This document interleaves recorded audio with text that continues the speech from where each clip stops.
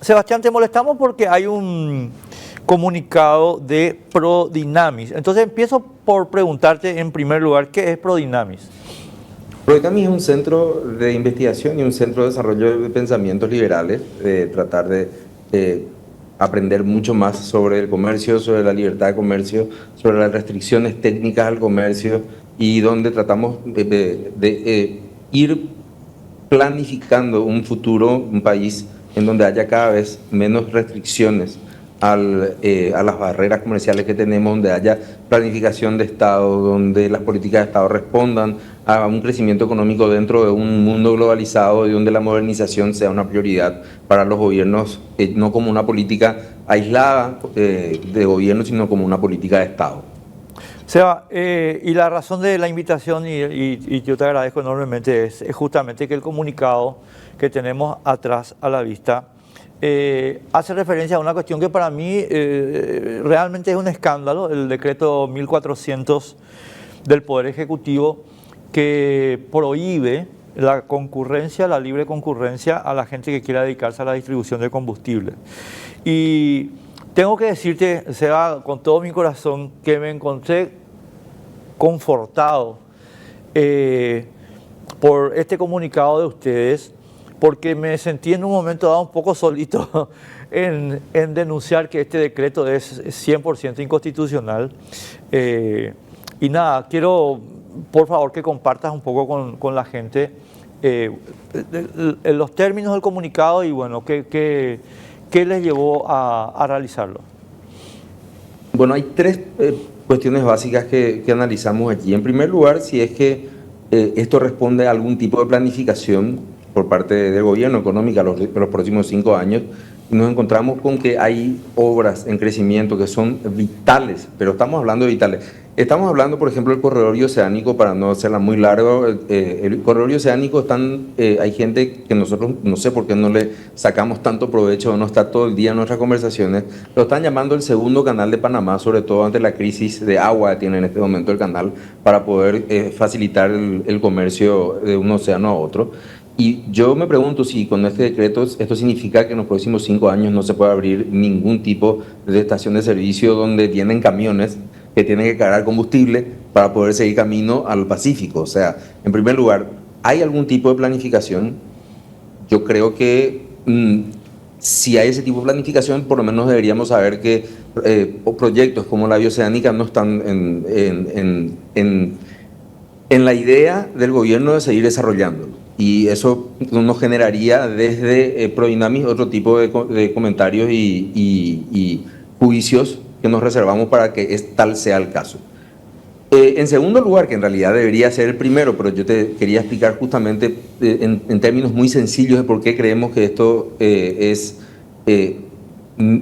atentatorio a la libre empresa, porque obviamente hay mucha gente interesada hoy en día. Yo trabajo mucho en el Chaco, de hecho tenemos una oficina en Filadelfia, todo el mundo está girando ahí. Cuando digo todo el mundo, lo digo literalmente. Uno ya no encuentra solamente brasileños, hay italianos, hay alemanes, hay americanos que están viendo posibilidades de negocios en esta enorme obra que se está haciendo. Y te decía yo, lo segundo es la discusión sobre si un decreto presidencial puede ir en contra de la prescripción constitucional de la libre concurrencia al mercado. Y si en tal caso el órgano rector, que es la tercera cuestión, ha tenido alguna consideración sobre los fallos, los antecedentes judiciales que ha habido en este campo, que es la habilitación de estaciones de servicio, donde ha sentado claramente en la Corte Suprema de Justicia, habiendo leído los fallos, de que hay una libertad de concurrencia y que mientras no se violen abiertamente ningún tipo de cuestión ambiental o derechos de terceros, la generación de puestos de trabajo sigue siendo una prioridad para el gobierno. Y si eso fuese, sería hasta cuestionable una ley. El decreto nos parece que es un camino errado, nos parece que es un camino peligroso, porque hoy le toca a este rubro de la economía. Quiero hacer nada más que ejemplos al azar. Mañana pueden ser, no sé, las farmacias, pasado mañana pueden ser, qué sé yo, las empresas de comida rápida. O sea, básicamente la delegación legislativa que se le da al presidente de la República para determinados actos restrictivos de derechos constitucionales no puede declararse de manera amplia, sino absolutamente restrictiva. Vos sabés, Sebastián, bueno, obviamente comparto 1.000.000% lo que estás diciendo. El gobierno, en su defensa, porque estuvimos hablando ya con el ministro del MAE, con el asesor jurídico del MAE, señala que esto es solo áreas urbanas. Es decir, la primera parte de tu preocupación queda de momento a salvo. Pero, mi querido Seba, yo creo que esa es una... voy a usar una expresión muy de la calle. Yo sé que vos estás en un nivel técnico superior, pero permitimos usar una expresión de la calle. Y es, nos dan un caramelito, ¿verdad? Y dicen, no se vayan a preocupar sobre las estaciones de servicio que no están en áreas urbanas. Sin embargo, se sienta el precedente de que por decreto se pueden suprimir también las que están en la bioceánica, por ejemplo. Así que yo comparto plenamente tu preocupación acerca de, bueno, cuál es el enfoque que tiene el gobierno. Pero aquí... Pero hagamos un ensayo, antes de pasar más de este punto. Yo casi te puedo asegurar, Enrique, que dentro de 10 años, quizá menos, quizá 5 años más, Montanía va a ser un área urbana. Y Montanía es el cruce más importante que va a tener la bioceánica.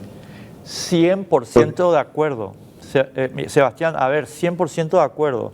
Pero yo quiero, si vos me permitís, solamente como referencia, poner un ejemplo vivencial. Amigas, amigos, los que tuvimos el privilegio alguna vez de manejar por Europa, antes de que se vuelvan locos los europeos a partir de 2020, ¿verdad? Después ya se volvieron locos, pero no, incluso hasta ahora, pasa un fenómeno que es muy notorio, Seba, y quiero compartirlo para que la gente sepa. Cuando uno maneja por Alemania, no hay restricciones de este tipo, al menos no aparentes. En consecuencia, hay muchísimas y muy variadas y muy cercanas estaciones de servicio en todo el sistema de autopistas y compañía. Ahora llegas a la frontera de Francia y cruzas para irte, vamos, de la ruta Frankfurt-París, por decirte, y se produce un quiebre, porque Francia tiene este tipo de restricciones locas que están tratando de imponer en nuestro país para beneficio de unos cuantos empresarios. Y entonces en Francia tenés una estación cada 50 kilómetros. La pregunta es si esto es lo que dice nuestra Constitución. Claramente no es lo que dice nuestra Constitución y es mucho más cómodo y uno es mucho más feliz en Alemania que en Francia. Lo siento. Te quería poner ese ejemplo nomás para que se vea que el argumento de lo que pasa que en el resto de América Latina 13.000 y acá 3, ese es un argumentín ridículo que yo honestamente no sé cómo se animan a ponerlo. Lo que pasa es que nosotros tenemos que partir de otro punto de medición, o sea, ¿cuántos son los vehículos que están hoy en día circulando en Paraguay? Empezaría por ahí, ¿verdad? O sea, puede ser que en la Argentina haya, no sé cuántas estaciones de servicio, o en Chile hayan tantas, pero lo que pasa es que en estos países los sistemas de transporte público, muchos ya de ellos utilizando energía eléctrica, suplen la necesidad de una estación de servicio, porque estamos hablando del tema nada más. Pero supongamos que el día de mañana, como te digo, pasemos a otro rubro y sea la ferretería. Y te digan, no sabes qué, lo que pasa es que las ferreterías causan mucho ruido en zonas urbanas, entonces se van a tener que hacer ferreterías solamente en zonas fuera del casco urbano. Y se va a hacer con la misma ligereza, no se va a tener en cuenta el costo de traslado de los insumos que uno va a comprar a una ferretería, que generalmente se utilizan para una obra, por lo cual va a incidir finalmente en el costo de la obra final, por lo cual va a incidir finalmente en el costo de la persona, de yo contribuyente, de mi yo contribuyente. O sea, creo que ese es un tema que tenemos que tratar de considerarlo, porque el hecho de... para nosotros, digo para mí y para nosotros, para quienes compartimos esta idea, la economía es como un globo de agua. Donde vos la apretás, así va a saltar por otro lado. Entonces, Este tipo de medidas restrictivas, burocráticas, generalmente lo que ayudan, y esto sí que lo puedo decir con absoluta propiedad, porque hace 10 años vengo estudiando el fenómeno de la economía subterránea, es que cuando uno pone trabas burocráticas, lo que invita es al comercio ilegal del producto que uno está tratando de regular. O sea, es tan evidente que es hasta una vergüenza que uno tenga que estar recordando lo que es tan evidente, ¿verdad? Es como que uno tenga que ir a explicar que la Tierra es redonda. Pero bueno, esa es la situación que nos está planteando el gobierno. Ahora, además, voy a agregar a esto que vos estás diciendo, Seba, un asunto que a mí me parece más grave, si me permitís. Porque, ayer yo le hice esta pregunta al ministro Rolando de Barros y tuvo que admitir la cuestión que te voy a plantear. ¿La Constitución paraguaya establece o no que nuestro país es una economía de mercado? Y sí, me dice el ministro, ¿verdad? Es una economía de mercado. Muy bien. En la economía de mercado no es el gobierno el que decide cuánto es suficiente, sino la oferta y la demanda. Y en consecuencia el gobierno no puede decir ya hay suficientes estaciones de servicio. El gobierno no tiene ninguna autoridad ni legal ni constitucional para hacer ese argumento. Eso es en Cuba, que ya hay suficientes huevos en tu lista de racionamiento. Pero en Paraguay, la suficiencia de la oferta la decide la demanda. Y el gobierno simplemente violó de un modo grotesco, pero yo uso esta palabra con deliberación, grotesco, el artículo 107. Y termino con esto, Sebastián. A mí me sorprende que los que reciben, no sé, simpatías de APESA estén todos calladitos y que la defensa de la Constitución sea selectiva. Porque el que recibió acá una carta de monopolio en el decreto 1400 es APESA, que se beneficia de un monopolio que está totalmente prohibido en el párrafo 2 del artículo 107, y todo el mundo mirando para otro lado. Los grandes defensores de la Constitución sobre el que el cartismo es autoritario, no sé qué, están mudos, porque son las ONG. Yo sé, no quiero meterte en camisa de once varas, ¿verdad? Pero las ONG ambientalistas están todas calladitas. Ah, no, ahora no hay violación de la Constitución. ¿Entendés? O sea, cuando les conviene, le dan la bendición al grupo Cartes. Y en lo que no les conviene, entonces lo putean. Pero es selectivo, porque esta es una violación de la Constitución mucho más grosera que todas las que se hicieron antes de esto. Yo por último, nada más, Albert, me gustaría agregar una reflexión final sobre lo que vos decías sobre cuál es la consecuencia directa de este tipo de cuestiones. Yo te decía, la ilegalidad. ¿No hemos visto acaso cómo se vendía a la vera de los arroyos, concretamente aquí al salir de Asunción por el camino Carvalho, que ha costado el aeropuerto, al lado de un arroyo había prácticamente, me imagino que probablemente un décimo de la cantidad de combustible que maneja una estación de servicio? ¿Y acaso no creemos que esos envases fueron lavados en el arroyo Itaú? O sea,